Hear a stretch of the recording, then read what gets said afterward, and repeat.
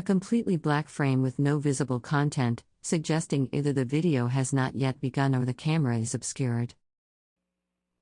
Many Voices here was a place designed for people of different professional backgrounds and cultures and talents to come and do just that. We have a wide range of programs that we offer every day in the Ten Many Voices. And so today I'm very pleased to have with us Mr. Craig Howe from the Oglala Lakota College, and he's going to be talking about rocking the keelboat, a new perspective on the Sioux encounter happening in this area. So please help me welcome Craig Howe.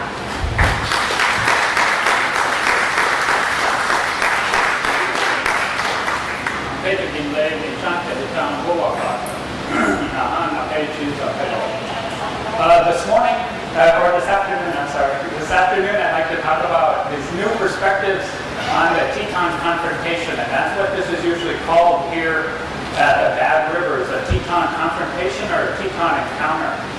Now, to argue for new perspectives, I have to quote-unquote rock the keelboat, and there are different ways that people rock the keelboat, and one way is physically and in a very confrontational way. And another way is to use critical thinking skills. And that's what I'm going to argue today, is using critical thinking. So you can follow along with me. I'm going to present an argument that I believe fits the evidence better than the mainstream narratives, which is the keelboat that I'm rocking, or these mainstream narratives. Now, I'll give you the evidence and you can decide for yourself whether or not you agree to it. The point is that we have to think critically. We have to be able to set aside what we have been taught up to this point, what we have read or what we have watched. So the first thing is a quiz I'd like to start with. I found this. This is a flyer from last year, Bad River Gathering. And so can someone tell me what's wrong? Thinking critically, what's wrong with this flyer?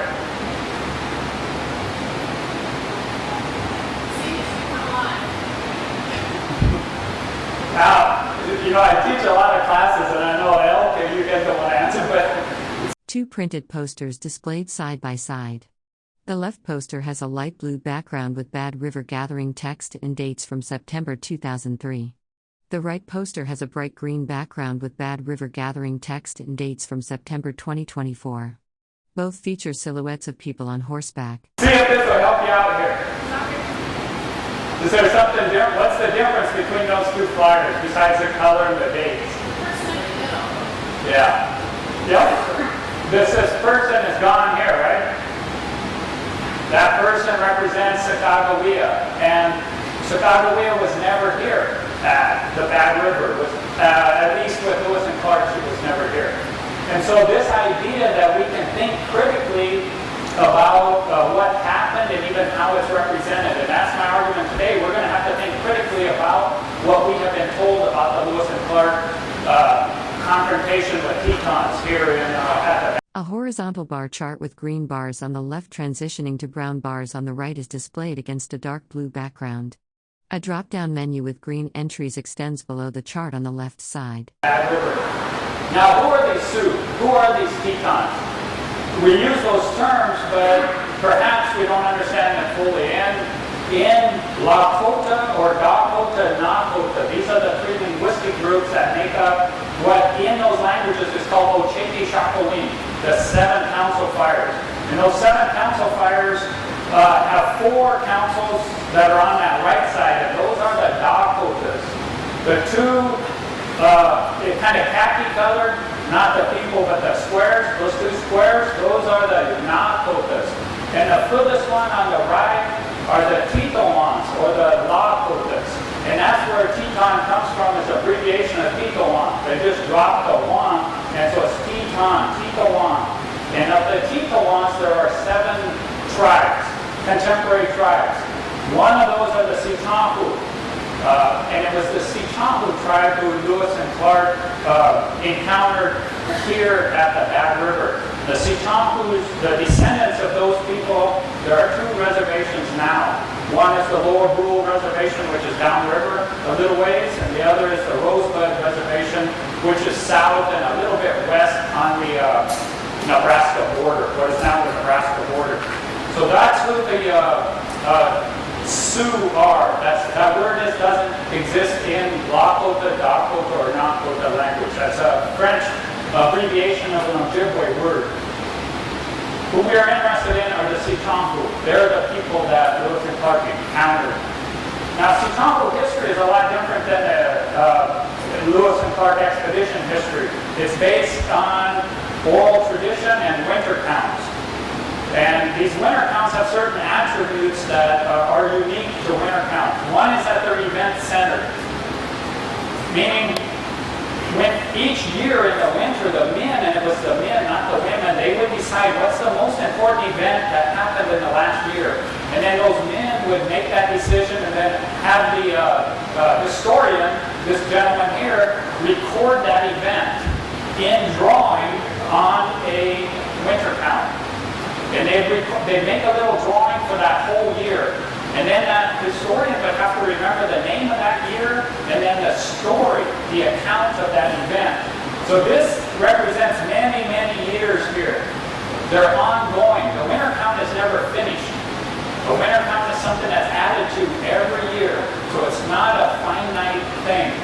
It's experiential. Experiential meaning it's something that these people experienced. It's not something they read about. It's not something they watched on TV. It's not something someone else told them. It's experiential, meaning they experienced that event. A slide displays Sitangu history as a title with bullet points listing winter counts. Event-centered, ongoing, experiential, and Teospayi specific. A photograph on the right shows a person wearing beaded clothing and a feathered headdress. And it's Teospayi specific. Teospayi is extended family. And it's only what that extended family experienced. So within the Sitangu, there are many Teospayis. Each Teospayi had its own winter count. So there's no Sitangu history. There's no Teton history. There's no Otiti-Shakopee history. There are these Teospayi histories. It's very specific. Now,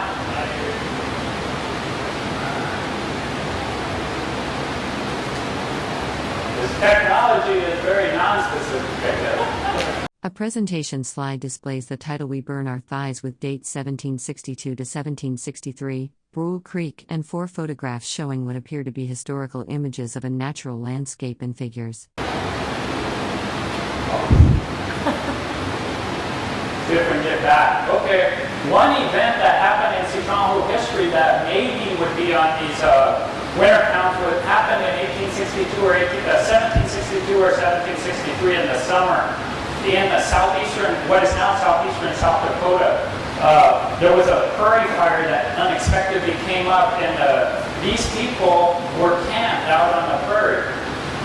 There was a man and his wife and some children that were away from the main camp, and they ended up perishing in that fire. But the rest of the people were able to jump or leap into a lake, or maybe it was a river, but probably a lake, and escape the fire and save themselves. But in that process, their thighs were all burnt. And what I think maybe one example would be that maybe there was dry grass that had blown into that lake, and then when that fire came by, it burned, that grass was burning on top of that lake. I do not know, that's just an idea. But all those people were standing in that water, and they all burnt their thighs, so they called themselves in Lakota Sitangu, meaning burnt thighs. Of course, in French, it became brûlé. A group of people stand on a wooden floor in an indoor space with yellow, green, and red toned lighting. Some wear beaded vests and feathered headdresses. They appear to be gathered together during a pause in the program. Now, another event that happened in Sitangu history happened in 1826 at Lost Timber. Now, I cannot find that where Lost Timber is. I think it's a name that's Lakota specific. It's not been found in English. On English maps, but the accounts say it happened at the headwaters of the Niobrara River, and the headwaters of the Niobrara River are in Wyoming. So I think this was over there in Wyoming, and at that time there was two young men were fighting for a woman within the camp, and their fight escalated until they actually were killing each other. There were a number of deaths, so the people counseled and decided to divide themselves into two. The lower Brules, the pool we talked of, they went onto the White River. And then the upper division, they went to the North Platte River. And so the lower division became what's now Lower Brule Reservation, and this upper division predominantly became what is now the Rosebud Reservation. So that's how the Sechampu people ended up dividing into these, how they got their name and how they divided into their two divisions. A slide displays the text Sechungu timeline at the top in light blue lettering against a dark blue gradient background. A horizontal line runs across the middle of the frame, with 1804 marked on the right side. Sechampu history, so the point is that Sechampu history is ongoing, and it was here a long time before non-Indians got here. Lewis and Clark came by in 1804. U.S. was founded in, say, 1776, which might be right around here. Sechampu history comes way over here someplace. It's the Sechamhus and all of the Native Americans or American Indian tribes that were here from time immemorial. This is home. It's not the West to Indian tribes. This is home. And their histories start way back there, and they continue on today and beyond. As far as we can foresee into the future, these histories are ongoing. So this Lewis and Clark thing is just a little blip in the history of these tribes, and none of the winter counts that I know of have any mention of Lewis and Clark. So it's just not, it's a non-event from a Lakota perspective. Now, that's the Lakota side, the Sechampu side. What about the core of discovery history, the mainstream histories? It's based on books and films, and it has a different attributes than winter counts do. These books and films are time-centered. They'll start usually in St. Louis, or maybe they'll start at Monticello, and they'll work up river out to the Pacific and back. They're time-driven, and they're fixed. That book and those movies they're a fixed entity. You don't add to them. They're published and it's done. They're imaginative. None of these authors, Rhonda or Ambrose or Burns or whoever did the National Geographic one, none of them traveled with Lewis and Clark. None of them experienced Lewis and Clark or the encounter here. They're using their imagination to write these histories. And as we know, when we use our imaginations, we should be very critical. And those of us now, 200 years later, or maybe 20 years later, we can think critically about how these people use their imaginations to create these histories. The fourth part of it is that these were intended for a universal audience. They're not intended just for a Teoshpai. They're not intended for a limited audience.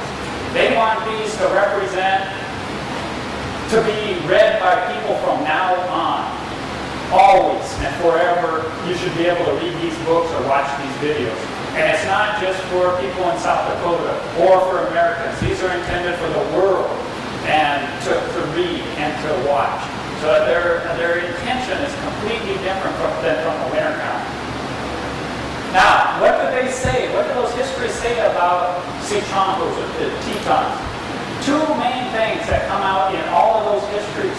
One is that the Sechamhus or the Lakotas were... A projection screen displays core of discovery history with images of historical books and 2 bullet points. Tetons were bad. An expedition knew about Tetons before leaving Camp Dubois. An American flag is visible to the left. Bad people.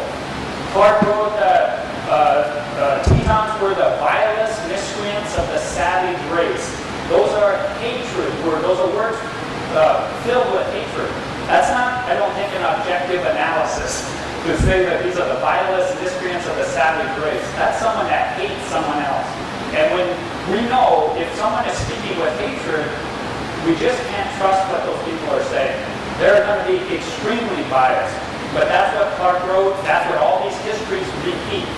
The other thing is how that's tied in is they say the expedition knew about the Tetons before they left St. Louis or Camp Dubois down there just this side of St. Louis. So I decided after I read this that my ancestors were the vilest miscreants of the savage race. It made me mad. So I decided I'm going to see where the evidence is for this. And so the way I came is I'm going to look for where they knew that these Tetons were such bad people. Now, this is what all of them will say. All of these histories are going to say, from the very beginning of their enterprise, the captains had known they would have to face the feisty Tetons. Now this is the nicest word you're going to find about describing the Tetons, feisty. Most of them are going to be way worse than that, but he uses feisty in this case. So what's the evidence for this? Well, there was 3 lines of evidence that we can look at. We can look at letters that were written by Lewis and Clark or to Lewis and Clark. We can look at maps that Lewis and Clark produced or that they had access to. And we can look at gifts that Lewis and Clark prepared for the people they were going to meet coming up the river. So let's look at these 3 lines of evidence. You guys can be like a jury for me. I'm going to present you the evidence as I could find it, if this thing will work. Okay, first is the letters. This is the famous letter, and it's the only letter I can find that mentions the Sioux. And remember when I had that slide about who's the Sioux, we don't know who they were talking about. Were they talking about all the Sioux, or were they just talking about the Yankins, or were they the Nakotas, or were they talking about the Tetons? We do not know. It's confusing. But what they do say is that, and every historian will say this quote to you, everyone. What's it read? They'll say, on that nation we wish most particularly to make a friendly impression because of their immense power, period.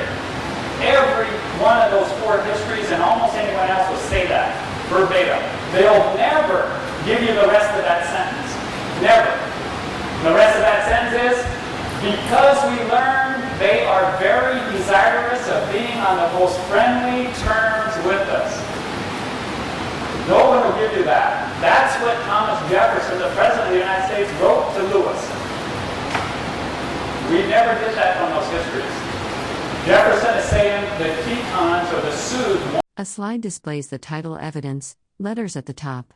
Below is a quote from Jefferson to Lewis dated January 22, 1804, discussing the Sioux Nation. Some text is highlighted in red and blue. Want to be friendly. Not that they're mean, not that they're vile, but that they want to be friendly.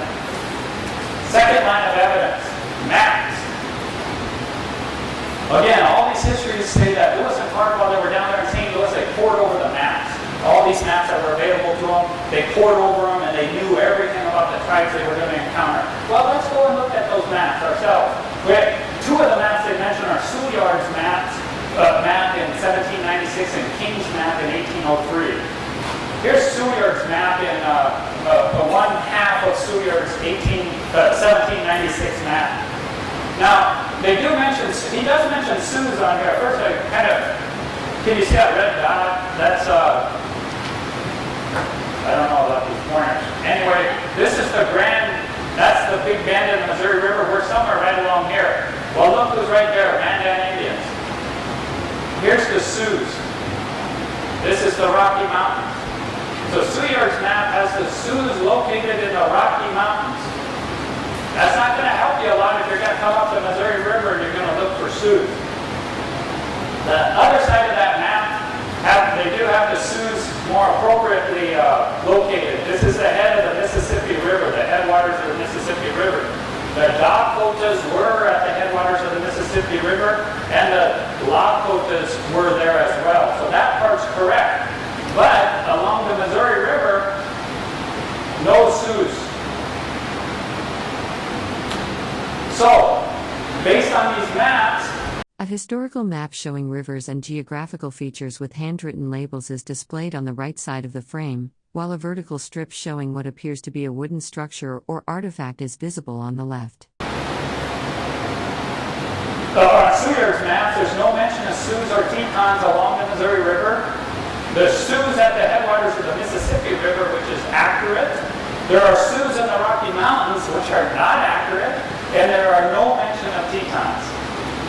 So if these Tetons were so vile and so dangerous and everything, why aren't they showing up on these maps? Well, maybe they're on King's map. Because King's map was drawn in 1803, the year before the expedition.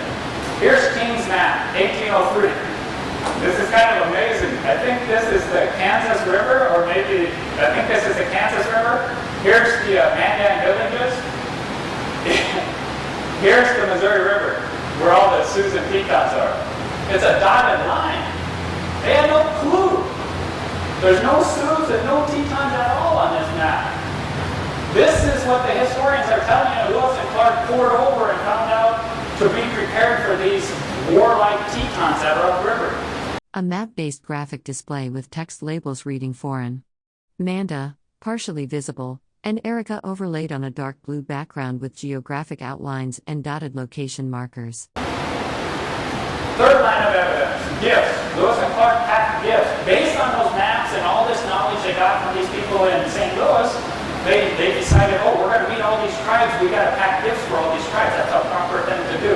So they packed gifts and they numbered each of these. They call them bales. Bales of gifts, or big bags of gifts. And they made gifts, bales of gifts for the Otos or the Pawnees, for the Pampas or any other nation this side of the Omahas, for the Arikaras, for the Manans, and then they had 5 or 6 bales of gifts for foreign nations. Those are nations beyond the Mandans. Well, I left a gap in there because that's where the Sioux or the Tetons would be. Right here. No gifts. If they knew they were going to encounter these Sioux or Tetons, why didn't they pack gifts for them? Thomas Jefferson, their commander-in-chief, told them, this is the one tribe he mentions. He says, on that nation, we want to make a friendly impression. Well, if you want to make a friendly impression, why don't you take gifts? They didn't for some reason. That's the evidence. All right, so what we have based on the evidence that Jefferson's letter clearly indicates that the Tetons were desirous of being on friendly terms. We have that Sioux and King's maps make no mention of Sioux or Tetons along the Missouri River. We have that no gifts were prepared or pre-packed for the Sioux or the Tetons. So therefore, the expedition did not anticipate encountering any Sioux or Tetons between Camp Du Bois and the Mandan villages. If you were a jury, I think you would have to reach that conclusion based on evidence. But if you follow those histories that we all read and that we all watch, you will never reach this conclusion. You'll reach an opposite, that these Tetons were vile, miscreant people, warlike, everyone knew they were upriver, and Lewis and Clark were prepared from the time they left St. Louis to fight these Tetons. There's no evidence for that, none. A presentation slide displays Teton confrontation records with 2 sections, maps, listing Clark, and journals, listing Clark, Gas, Ordway, White House. An open book titled The Definitive Journals of Lewis and Clark is shown on the right side. Well, what do we have for evidence about what actually happened right here? And what we have are the journals. And I strongly encourage you to go to the journals. And I hope if there's one thing that comes out of today's presentation that it'll make you want to go right back to your house and buy the journals or go to the public library and read them. There are not a lot of words printed about these 7 days that Lewis and Clark were among the Tetons. You could read it all in an afternoon or a day at most. It's very easy to do. I highly encourage you to do it. Go to the source. Do not read Ambrose as fact. Do not read Rhonda as fact. Do not take that Ken Burns film as fact. Do not take what I'm telling you as fact. Go to these sources. This is the best one, the definitive journals of Lewis and Clark by Gary Moulton. He has the journals of Clark, Gas, Ordway, and White House. Those 4 gentlemen wrote accounts of what happened here.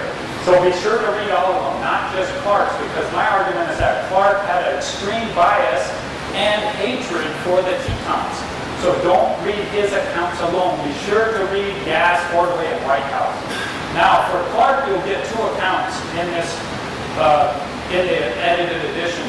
You're going to get his what he wrote into his field notes each day, and then you'll get his journal entry. And sometimes those match up, and sometimes they don't. And then sometimes what he says matches up with what Gas, Ordway, and White House says, and sometimes it doesn't. It is not a simple or a very clear story. There is extreme room for interpretation. And so what I'm going to present now is my interpretation of what happened these 7 nights and 8 days that Lewis and Clark encountered living Lakota people. These are those 7 nights then the expedition was here in Teton territory. And this is Clark's map on the right and a USGS map on the left. A hand-drawn map or diagram is displayed on a light blue background, divided into rectangular sections with lines and markings. The sketch shows geographical features, including what appears to be terrain or waterways at the bottom. And you can see that his map is pretty accurate. Well, September 23rd in that year, September 23rd was the autumnal equinox.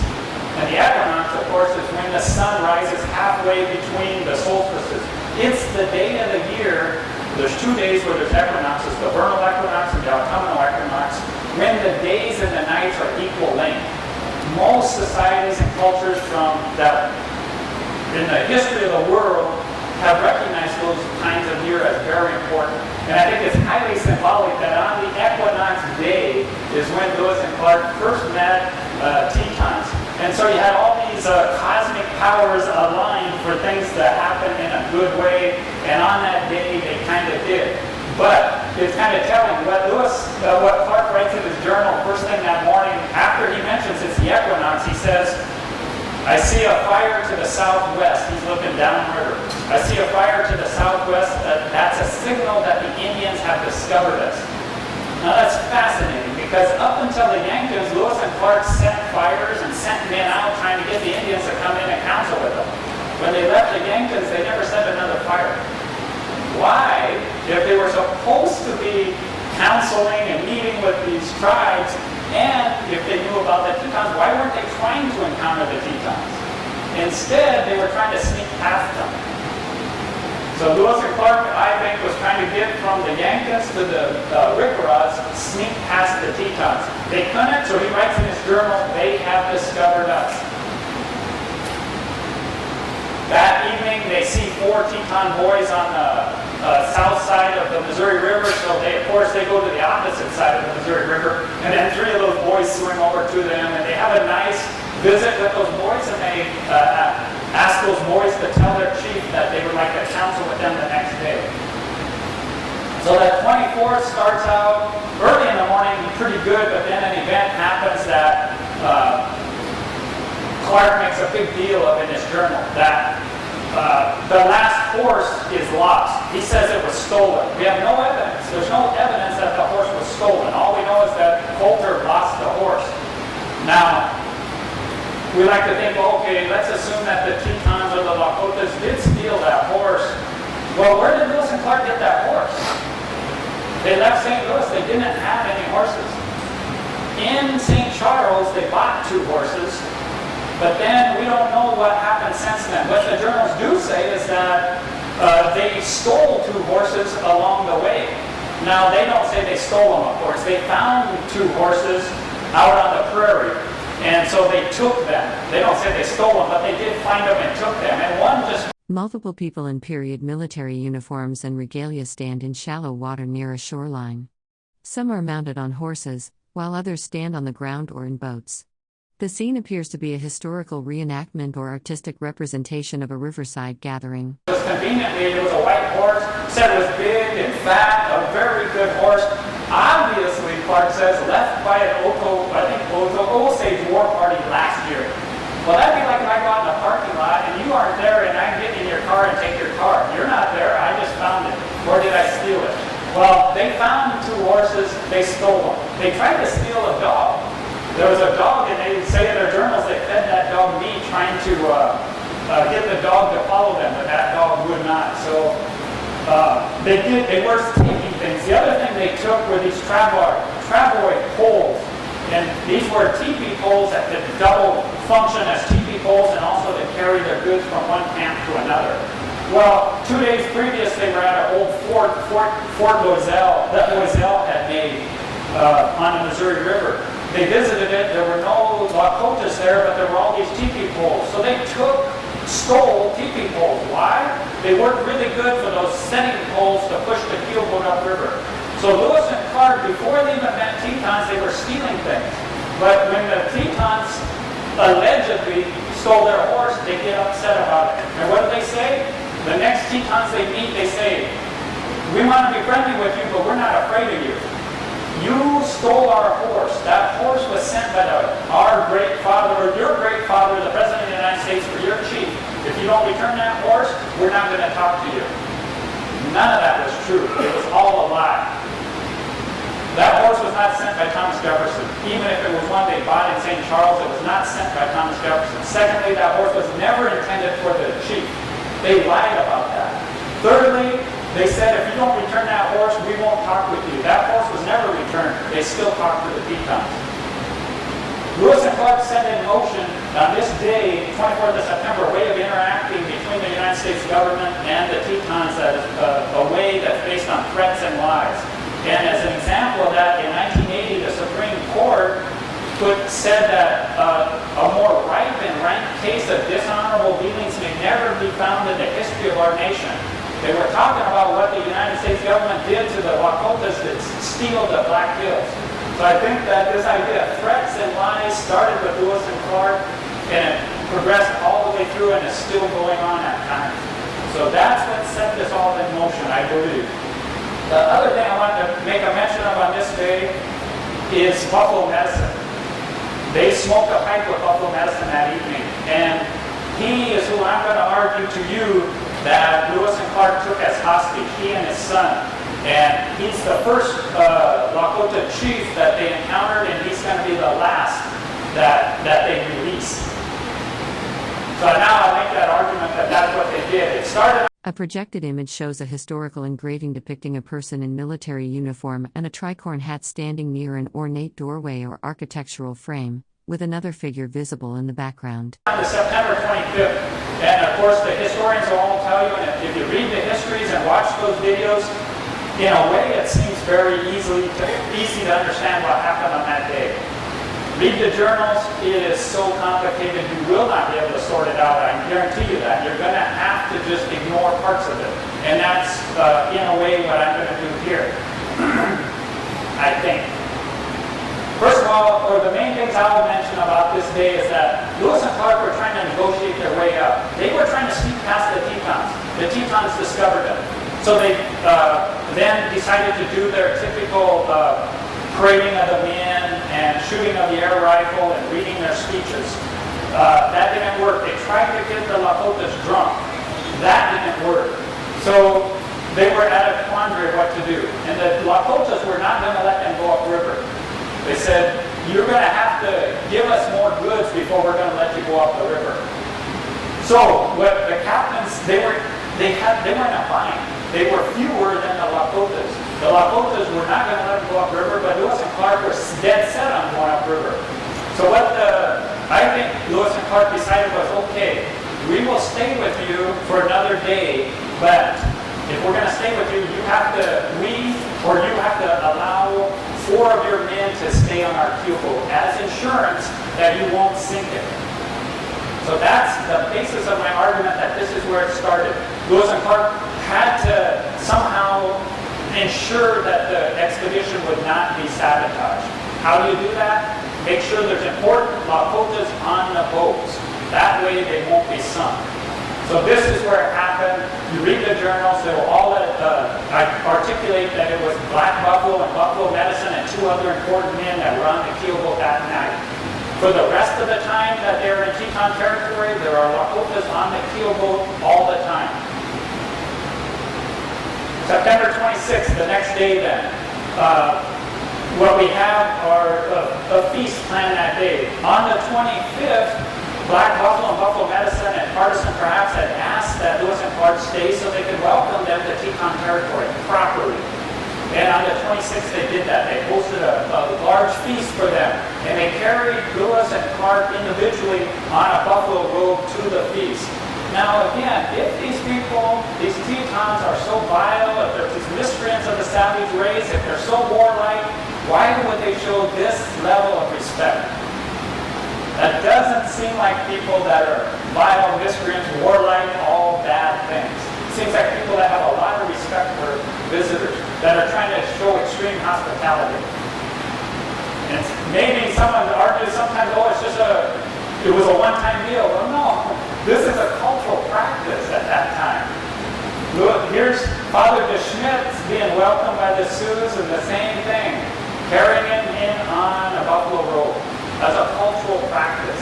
It wasn't something unique to Lewis and Clark. It was just a sign that this band, the Tetons, accorded them respect as visitors. Two tall, cone-shaped structures with pointed tops stand against a light sky.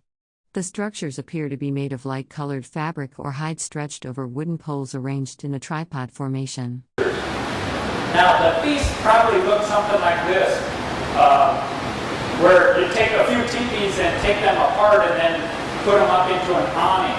And this is a painting by Kaplan from the 1830s, but I think this would be pretty close to what it looked like. After there was a feast, there was a victory dance. And this is a painting or a drawing by Amos Dadhard Bull. And here's one by Reginald Lobbin. And a victory dance is, again, this telling of history. These warriors would recount those brave deeds that they had done on the warpath. And this was a way of verifying their histories. And unfortunately, we don't have anything like this for these mainstream histories. But in Sitangu histories and in tribal histories generally, before anything can be recorded as history, it has to be accepted by the people. You have to prove what you did. These mainstream histories, and my point about them is that they're not based on evidence. That if those historians had to present the evidence, they couldn't say what they've been saying. After the dance, the next day, September 27th, there was a lot of visiting back and forth between the crew on the expedition and the Tetons or the Lakotas in the village. Lots of visiting back and forth all day. Clark doesn't mention it, but the other three journalists do. Gass, Ordway, and Whitehouse all mention that during this day, the chiefs and their sons were brought on the Keelboat. And I think it's important that we keep in mind this idea of chiefs and sons were brought on that Keelboat. That night was another dance, and afterwards we had what I think is the first example of boating under the influence. That's when one of the canoes rammed into the keelboat, severed the rope that held the anchor, and the keelboat started floating away. And of course there's a lot of commotion and a misinterpretation on the part of Clark of what happened. When Lakotas came down, according to Gass, Ordway, and Whitehouse, Lakotas ran to the shore to protect the expedition. According to Clark, Lakotas came to the shore to try to steal or rob from them. It showed their true intentions to stop the expedition. So again, we have the journalists themselves disagreeing on key facts. And we have one person who we know hates the Tetons and has a vested interest in the story being painted out a certain way. He's saying that these Tetons came down with bad intentions. We have the other three journalists who have no vested interest saying the Tetons came down to protect the expedition. Who do we believe? That's for us to decide on ourselves. Who are the historians telling us about? Almost always they follow Clark's narrative. A split screen shows a diagram with stars and text on the left, and on the right, a photograph of people gathered at dusk near a large tent structure silhouetted against a golden sky. Therefore, we always get this painted picture that the Tetons are back. September 28th, on this day is when we have the second major confrontation. And if we're going to have this hostage, I think this is a good example more clearly of how this hostage argument can be made. These chiefs were on the keelboat. The keelboat's going to get, Lewis and Clark are ready to get going upriver. The warriors on the shore are saying, you can't go. We aren't going to let you go unless you release our chiefs. Lewis and Clark doesn't want to release the chiefs because the chiefs are their security. Without those chiefs on board the keelboat, they're open for assault. So what they agree to is that they'll release the chiefs, but they're going to keep Buffalo Medicine's son. Remember the day before, those chiefs and their sons were visiting the keelboat? I think actually they kept Buffalo Medicine's son on the keelboat. So they said, we'll release your chiefs, we're going to keep Buffalo Medicine's son. And then they start going upriver. Now, this sounds, I know this probably sounds like impossible, but it's the only rationale for why that morning after they finally leave, they go about 4 miles upriver and unexplainably, Buffalo Medicine is on the shore asking the expedition to stop, pleading with the expedition to stop. The expedition stops, they bring Buffalo Medicine on board the keelboat. Why? Why would you, if you just got rid of these chiefs who Clark writes they're just so much trouble, you just finally got them all off the Keelboat, you left, why would you stop and bring one more back on? One of those you just kicked off, why would you bring them back on? There's no logical reason for that, none. But if Lewis and Clark had Buffalo Medicine's son as hostage, it makes all the sense. Buffalo Medicine offered to exchange himself for his son. That's what a chief would do. That's what I think most fathers or mothers would do that. You would say, give back my son, take me in their place. That's what Buffalo Medicine did. He pleaded with Lewis and Clark to take him, release my son. They did do that. Moreover, that morning when they left, after they got all those chiefs off the boats, they raised two flags up the mast, a red flag and a white flag. The Tetons have no clue what that means. Why would they? So what? So they raised a red and a white flag. Well, here's what happened. When they released Buffalo Medicine's son, they told him to tell their people, he said, you tell your people that that red flag means you want to fight, we're going to fight you. That white flag means you stay in your village, we'll befriend them. A person wearing a white long-sleeved shirt and dark pants stands on a stage, holding up a dark rectangular object. Behind them is a backdrop displaying text listing various U.S. government departments and agencies, with an American flag visible. The only way they can convey the symbolism of that red and white flag is through Buffalo Medicine's son going back and telling the Lakotas on shore that's what that meant. So that's my argument there, is that on the 28th then, the hostage on board the Keelboat is Buffalo Medicine. Because they weren't out of Teton territory yet. There were still threats upriver. And on the 29th then, as far as my argument goes, there's nothing important that happens on the 29th. They just proceeded on upriver. On the 30th... A historical map or chart dated September 30th, 1804, displayed on a light blue background with grid lines. The map shows geographical features including coastlines, rivers, and what appear to be ship positions or routes marked with lines. So is when we have to resolve this hostage crisis. If I'm going to argue that there's a hostage, I got to argue somehow that they get rid of the hostage. What do you do with your hostage? We have to remember that the reason for taking the hostage was to get through Teton territory and to get to the Ariparas. So once they would pass the last Teton village or the Lakota village, then the hostage was no longer needed. And on this morning, they passed the last Lakota village, and I'm almost sure it was an Oglala village. And they record that Buffalo Medicine tells them, this is the last Teton village. You will see no more Tetons. That's what they record Buffalo Medicine saying. Once they have done that, then there's no need for Buffalo Medicine anymore.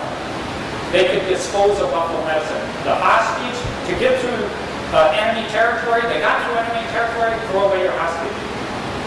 Lewis and Clark were writing their journals. They had written that this guy, Buffalo Medicine, was on board. How are they going to get him off without mentioning that they took a hostage? Well, this is where a miraculous event happened.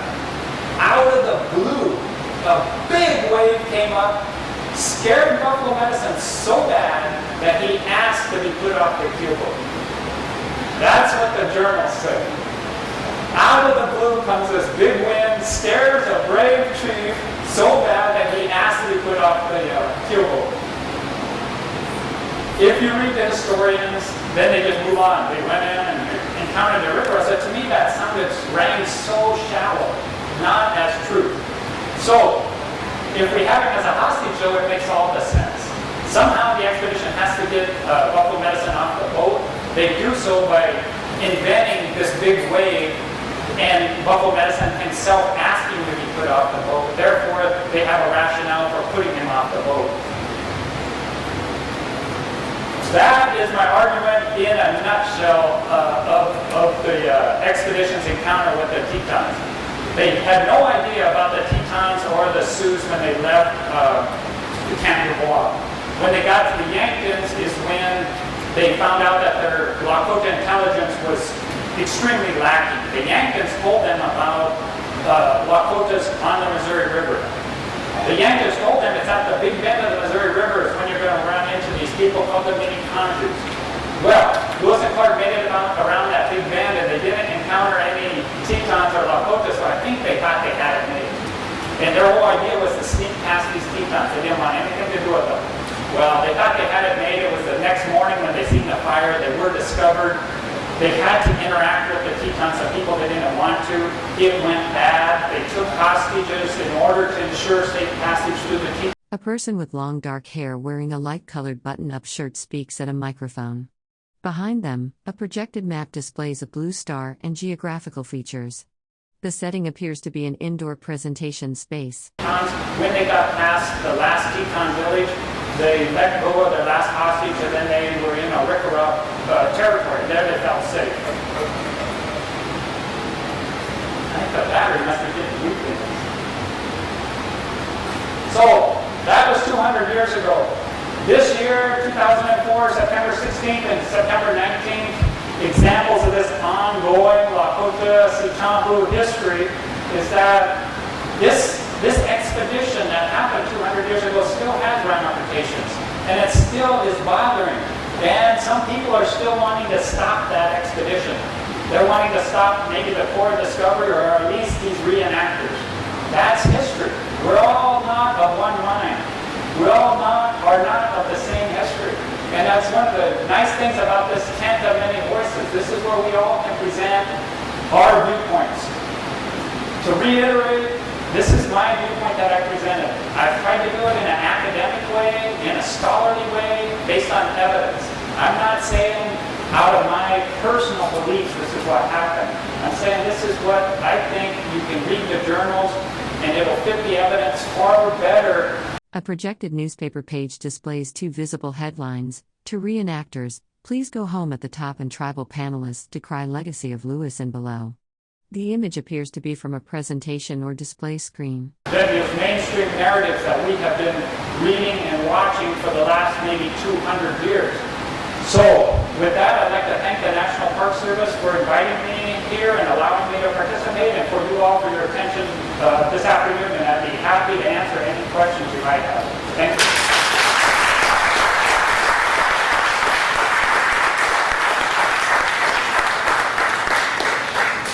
We do have time for one or two questions. If anyone has something, raise your hand. I'll come around with the microphone.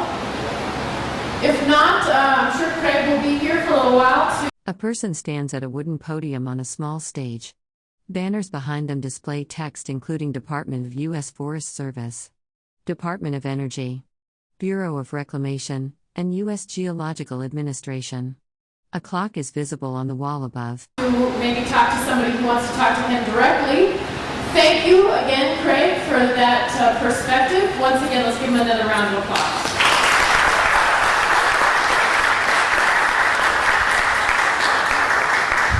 We're going to continue with our program.